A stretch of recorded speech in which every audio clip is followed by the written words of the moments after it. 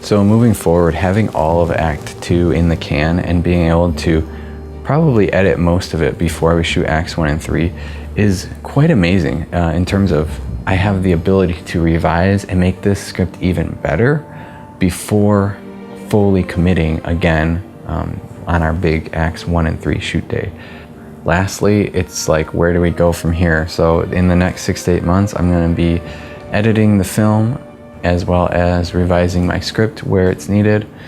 My actors are all going to find at least one day in which they can have FaceTime, and hopefully we find a weekend that works for everybody, and I'll have to cast 2 more roles to play the 2 other government officials, and all the other actors are going to go back out to doing whatever projects they're doing, and I don't even want them to really think about this project for 6 months. I just want it to be, that was the past. That was 7 years ago, that was the past. And when we come back to Acts 1 and 3, everyone's going to be different. It's about a month after shooting, and I've officially combed through very carefully about 75% of the footage. And while doing so, I'm looking for things we may have missed, shots that never turned out, getting rid of junk. Now that the craziness is over, what did we actually get? Probably the biggest negative to doing something like this is, in a real world scenario, everyone acts authentic as who they are. In a movie, you try to get the actors to play a scene as authentic as possible. You're just going for realness. You're trying to make it feel authentic. And if they've never rehearsed it and they're not on the same page and one is trying one thing and one's trying another thing, it is so inauthentic. It's like they're trying to play something. But the more time you give them, the more rehearsing time, the more you talk it out, the more authentic they can play it. And that helps actors tremendously, as well as the rest of the film. So when you do it like that, you give things like that up. As a director, you are trying to get the best performances and the best cinematography choices possible for the film to be what it needs to be and say what it needs to say.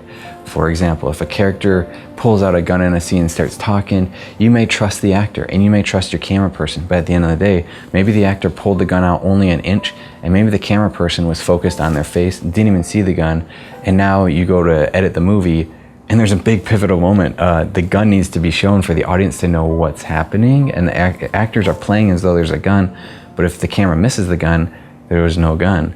So that is the scariest part about this process, in that you really just hope the big motifs, the symbols, the clock, the stopwatch, the wrench, things like that have to be in frame. It can't just be all talking heads. And so it's sort of a mad dash of get everyone talking on screen, but also pick up all these angles that on the fly, you're just like, I can't miss that, I can't miss that. And at the same time, try to infuse a little bit of cinematography, maybe some spins, maybe some dolly-ins, things like that to help get the psychology of cinematography across to the audience. But at the same time, there are pros to shooting like this. The obvious one is that you can get a feature film done in 2 days and then a bunch of editing, but you don't have to schedule hundreds of things, miles, food. There's so many benefits of just keeping everything condensed. But in terms of the art of it, like the directing and the on-set acting, there were definitely special moments where actors came in doing things that I didn't expect, and they turned out for the better. And of course, if they do them wrong, you can just say, stop, let's tweak it this way. That's the proper motivation. Remember drinking hot chocolate under the stars? I loved that. Editing Act 2 was interesting because unlike other films, you don't have like 8 different takes of this actor. You don't have 12 different takes of this actor. In some scenes, we literally had 2 takes, period. And we had 3 cameras rolling. So as the scene unfolded, it's like I would go through the footage and say, okay, Kevin was shooting on this camera and he got this angle. I was shooting on this angle, and I was usually kind of wide, so I'd capture most of the scene, and then we'd have Chelsea shooting a 3rd angle. And so it's interesting editing a film like this, because when we really ramped up in speed and there was like no turning back, you just hoped everything worked, and you really couldn't trust that anything necessarily was gonna work. But editing Act 2 allowed myself and Kevin to review what we had and say, if that scene didn't work, maybe we should add a couple shots here that we couldn't get on the day of. Or maybe we should change someone's dialogue a little bit. So we not only made some like revisions to the Act 2 middle of the script, but we also recognized some scenes that weren't working as well could be better if we went back and rewrote some of Act 1 and some of Act 3 based on what we now have. So our tune was playing a character named Benji, and he was basically just a friend from the past, and after doing all these revisions, what came out of it was he had a larger role in Act 3 and ended up becoming like married to one of the characters that teases him in the initial round of shooting we did. So it's crazy. We just started tying a lot more like loose ends together. Other things we learned were like, one, our sound guy Ezra had all of the audio coming into one device and was carrying them around like it was like he was carrying a baby octopus of wires. And it was like, okay, maybe we should fix that and make his life a little easier. Okay, Ezra and Kevin, you get to follow me. This is Ezra's big moment. Come on with me out to the garage. It's a special day for us. Yes. Real quick, any more garbage bags? You ran out? Or There's only 2. you need more cover up? Yeah, just more. Just like 1 or 2 more. Come with me. Yeah. Yes, follow me. You can do this. I know it's white, but it'll cover. Okay, yeah, sure. So that will cover the window. Go for it, D. Got it. Now, I didn't have time to wrap it, boys. But made a little exception since you're so generous. It's about Pro Assist 1.1. I mean, is that Nice. sick? So you even got pads on the back? No, I love So down Pieces of This wood is where you with- put your bolts in it. Hey man, it's plywood. This is 3/4 inch. So you put your H6 here and your Okay. 4 things here. Oh, okay. No, that's actually fantastic. See so the I'm not gonna be squares, like so they kind of face outward. octopusing where I just Yeah, like because last time you were doing the whole like. dangling. No, All right. fantastic. Kevin, I have nothing for you. That was just for your entertainment. Another thing was, I just learned some shooting technique stuff. Like, you know, you could shoot all you want throughout your career, but once you do something like this, you learn, oh, midway through the day, I shouldn't shoot this way anymore today. I should shoot more like this and yada yada. So some things were like, when I'm using the Steadicam and I'm kind of gliding scene to scene, if I wasn't getting a shot that was specifically like pushing in or like pulling away or spiraling, I learned it was best off just to zoom in and just be tighter on the actors and allow that to be more of like a cutaway instead of just wide, because in the context of most scenes, you never go back to wide after like the opening shot. No use using monopods, just use tripods. It's too long of a day to try and like keep camera steady the whole time. We used a little bit of monopod on this shoot, but not too much. We also recognized the benefit of the autofocus in the cameras and how to maximize that.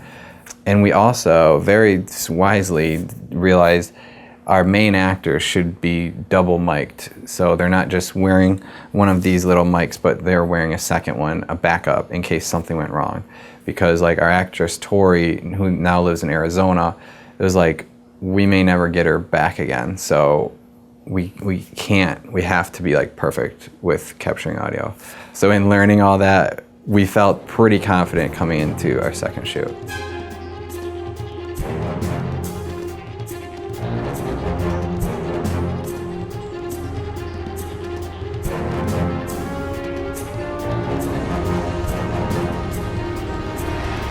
Compared to the first round, the night before, I could not sleep. I was like way too nervous. I had to pick up people at early hours and it was just crazy. And this time around, way different. And I fell asleep, got 7 straight hours. It was great. And before falling asleep, I was doing last minute like prop stuff. So I realized like 48 hours before shooting, holy crap, there's way too many props to get ready for this movie shoot. And basically the 48 hours leading up was just like printing off photos, putting them in picture frames, getting like every prop I could think of, at least thrown in my computer room. So on the day of shooting, when we were in mad dash mode, I could just say, you, snag that from the computer room. You, snag that, take it upstairs. And I knew at least every prop in the next 50 pages is somewhere in that room, and they were like out and ready to be used. Just like first time around, I had to rush to Daddy's Donuts, who graciously donated their donuts and coffee to us, race back home, and actors were supposed to arrive between 9 and 10, and crew between like 8 and 9. And I got back at 8, no one at the house. And then by like 8:30, first guy to show up was Dimitri. He was a new addition to our team, so we had Chelsea shooting first round, and she runs a wedding business, Bella Real Films, if you're ever interested in a wedding videographer. She couldn't make it because she was already booked. We were shooting September 15th, middle of wedding season.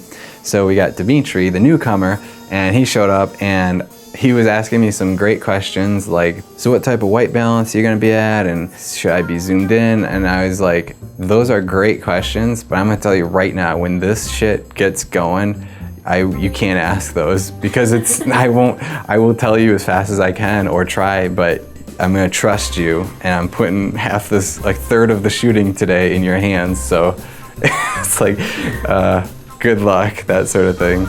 But eventually all the other cast and crew started arriving. There was no people stuck on the train due to a snowstorm. No one was canceling on us. Our tune's here, just showed up, looking 7 years older. You truly look 7 years older. Everyone showed up, and just like any type of shoot, it's like you get like that mini reunion, like, hey, I haven't seen you in 4 years, I haven't seen you in 5 years, and it's just cool to be in their presence again, cast and crew. So it was getting chaotic.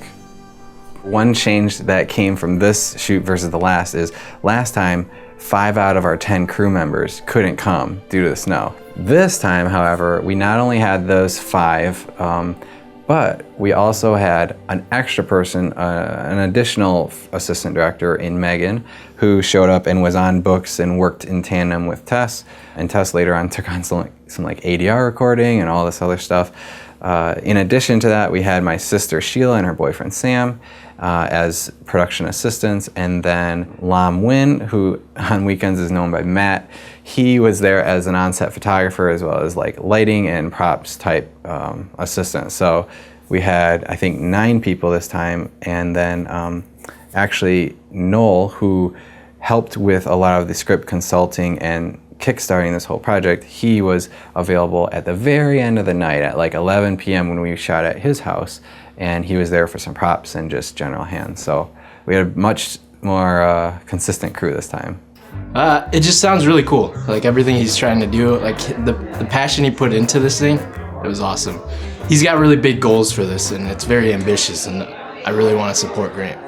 When I first heard about the project, the first thing I told Grant was like, wow, you're a very ambitious dude, and I hope it turns out well.